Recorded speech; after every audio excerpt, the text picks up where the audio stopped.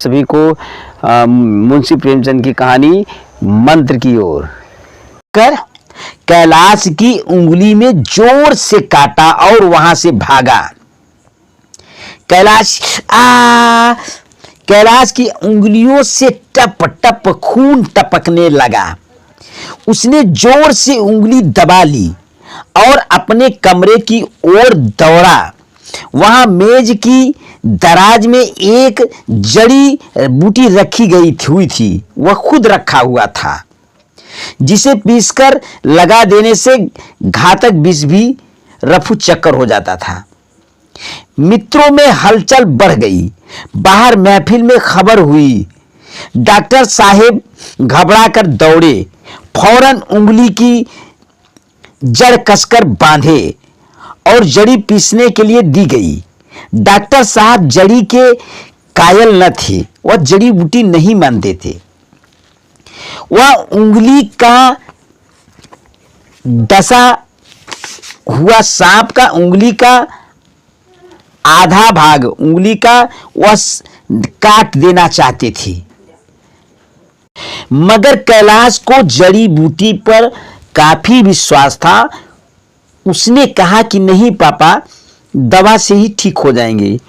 Mrinalini piano पर बैठी हुई थी।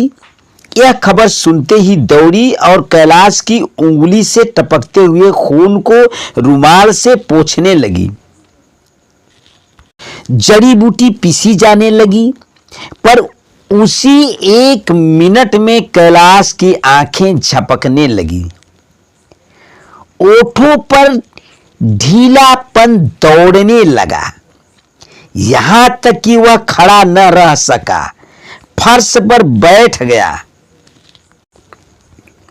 सारे मेहमान कमरे में जमा हो गए।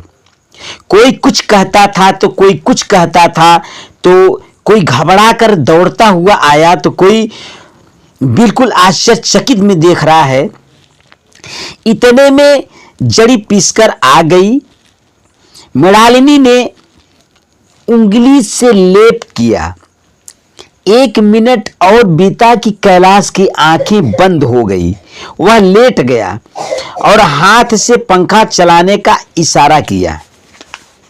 मां रोती गिड़गिड़ाती हुई दौड़कर उसका सिर अपनी गोदी में रख लिया और बिजली का टेबल फैन लगा दिया। डॉक्टर साहब ने झुककर पूछा, डॉक्टर चड्ढा ने झुककर पूछा, कैलाश कैसी तबीयत है बाबू? कैलाश ने धीरे से हाथ उठा दिया, मगर कुछ बोल न सका। मृणालिनी ने करुण स्वर में कहा, क्या जड़ी कुछ असर न करेगी? डॉक्टर साहब, क्या जड़ी कुछ असर नहीं करेगी? डॉक्टर साहब ने सिर पकड़कर कुछ कहना चाहा, बट कुछ कह नहीं पा रहे हैं। डॉक्टर साहब ने सिर पकड़कर अपना कहा, क्या बताऊं मृणालिनी, मैं इसकी बातों में आ गया। नहीं तो मैं नस्तर काट दिया होता तो कुछ न कुछ जबरदस्त फायदा हुआ होता। अब तो नस्तर काटने से भी कोई फर्क नहीं पड़ेगा, कोई फायदा ना होगा। स्क्रीन पर 30 मिनट दिखाना है। ऐसा कुछ इशारा डॉक्टर साहब ने किया। अब यहां कैलाश की स्थिति काफी नाजुक होती चली जा रही थी।